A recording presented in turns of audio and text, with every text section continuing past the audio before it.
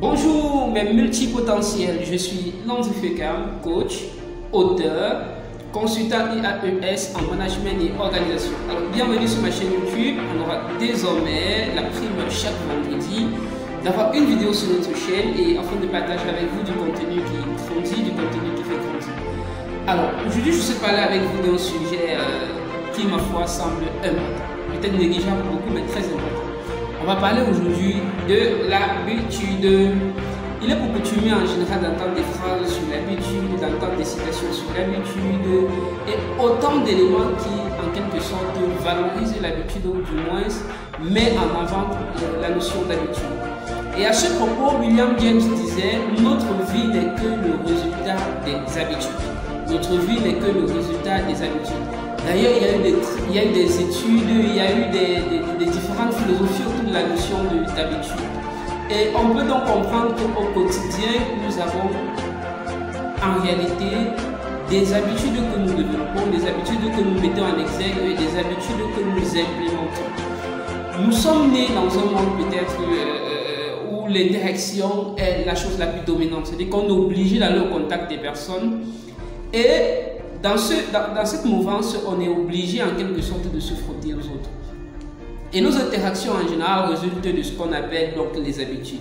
Et Aristote soulignait à ce propos que 95% des choses que nous faisons relèvent de nos habitudes. Il y a eu une étude de l'université, je crois que de l'université de Duke aux États-Unis qui disait 40% des actions que nous prenons au quotidien ne relèvent pas de nos décisions, mais ça relève de nos habitudes. Et généralement dans la classification donc, des habitudes, il y a ce qu'on appelle les habitudes naturelles, c'est-à-dire que les choses qui se font naturellement, telles que se lever le matin, c'est une habitude naturelle, il faut en réalité se lever chaque matin, se coucher, c'est une habitude naturelle, se nourrir, c'est des habitudes naturelles. Maintenant, il y a ce qu'on appelle des habitudes fabriquées ou du moins des habitudes conçues.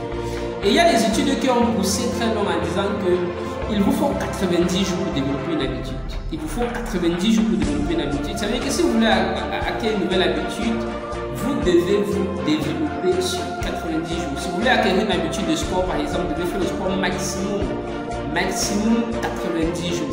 Alors, c'est très facile de parler de la notion d'habitude. C'est très facile de le dire. Tout le monde peut le faire. Oh, l'habitude. Mais en réalité, combien de personnes mesurent l'impact de l'habitude dans leur vie? Combien de personnes mesurent l'impact de l'habitude dans leur vie? Aujourd'hui, on assiste à une prolifération globale des réseaux sociaux. Et il y a beaucoup de personnes qui sont devenues accros aux réseaux sociaux, qui ont développé une consommation excessive des réseaux sociaux en réalité. Et on voit toutes ces personnes en général très connectées sur leur téléphone qui parfois au détriment des objectifs dont elles vont réaliser au quotidien se mettent plutôt dans une mouvance d'utilisation des réseaux sociaux. Et dans ce contexte, ne peuvent pas évaluer un peu l'impact des réseaux sociaux sur leur corps. On veut perdre du poids, mais on développe l'habitude de grignoter. On grignote à 9h, on grignote à 11h, on grignote à 12h. On ne fait aucun effort pour aller faire du sport. On développe donc une habitude de grignoter. On souhaite améliorer ses relations, mais en général, on développe toujours une habitude de repli sur soi. On ne va pas vers les autres, on reste renfermé sur soi. L'habitude a un impact dans notre vie, réellement. L'habitude a un impact dans notre vie. Et dans ce contexte-là, il est très important de savoir quelle habitude est-ce qu'on voudrait développer dans sa vie. Est-ce qu'on veut développer des mauvaises habitudes? Est-ce qu'on veut avoir des bonnes habitudes? Parce que les mauvaises habitudes vous conduisent à la perdition et les bonnes habitudes vous élèvent à la grandeur ou à la croissance ou à l'atteinte des objectifs que vous désirez. Donc, il est très important pour vous de pouvoir distinguer les mauvaises habitudes et les bonnes habitudes. Et dans son ouvrage de Tigy Sonfo, c'était un motivateur que j'admire beaucoup, Tigy Sonfo dit ceci: il est très facile d'acquérir une mauvaise habitude, mais très difficile de vivre avec. Par contre, il est très difficile de développer une bonne habitude, mais facile de vivre avec. Vous comprenez avec moi que l'acquisition des habitudes, ou du moins d'une mauvaise habitude, est très facile. Il est très facile pour vous de développer une habitude mensongère, une habitude de critique. Et c'est ce qui est généralement la constante dans notre société.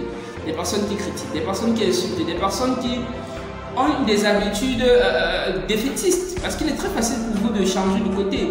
Une habitude de pessimiste, il est très facile. Très facile, mais hyper difficile aussi de vivre avec. Par contre, de l'autre côté, il est très difficile de développer une bonne habitude, mais facile à vivre avec. Et si nous devons avoir un élément de croissance en nous, c'est de vouloir développer des bonnes habitudes, vouloir se mettre dans la mouvance des bonnes habitudes, parce que les bonnes habitudes produisent des bons résultats. On est généralement très satisfait lorsque les habitudes qu'on développe en réalité nous poussent à obtenir des résultats, du moins c'est aller dans un sens que l'on a toujours voulu. Et c'est quelque chose qui est assez important lorsqu'on veut normalement se mettre dans une mouvance de production de résultats significatifs et impactants. Je vous invite en réalité à abandonner les habitudes qui ne sont pas favorables pour votre personne et à adopter des habitudes qui vous permettront réellement de pouvoir gagner en termes de résultats, de pouvoir produire un résultat significatif pour que votre vie soit meilleure, du moins pour que vous connaissiez une amélioration continue dans votre vie.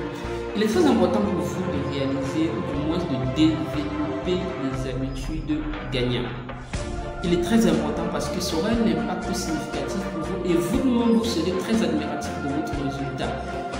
Abandonnez les mauvaises habitudes. Abonnez-vous aux habitudes positives. Déconnectez-vous des mauvaises habitudes et abonnez-vous aux bonnes habitudes. Si vous avez déjà la possibilité pour vous d'avoir eu l'opportunité en réalité de développer des bonnes habitudes, ça demeure l'idéal, ça demeure la meilleure des choses. Ne vous arrêtez pas, continuez à travailler sur ces habitudes parce que ces habitudes vous apporteront du résultat extraordinaire. Croyez-moi, il y a quelques années en réalité, je n'étais pas tourné ou du moins je n'étais pas poussé vers des habitudes qui étaient favorables à ma productivité. Mais après j'ai compris que non, il fallait que tu réduises le temps pour regarder la télévision.